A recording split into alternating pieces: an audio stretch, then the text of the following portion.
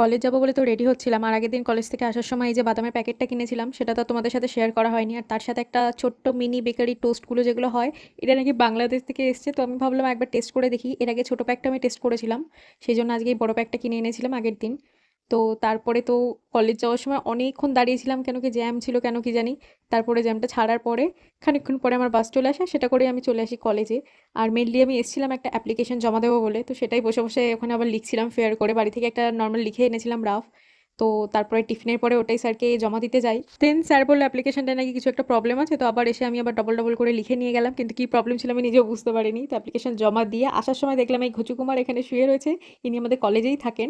তো আজকে বাইরেটায় শুয়েছিল, বাট আমি আর সাহস করে ওনার মাথায় হাত বোলাইনি। ওনার খুব মেজাজ, সেই জন্য ওনাকে আর না ঘাটে আমি আমার মতো চলে আসি। আর আসার সময় সূর্যটা দেখতে এত মিষ্টি লাগছিল, বেশ সুন্দর লাগছিল আমার ব্যাপারটা, সেই জন্য ভিডিও ক্লিপটা তোমাদের সাথে শেয়ার করলাম।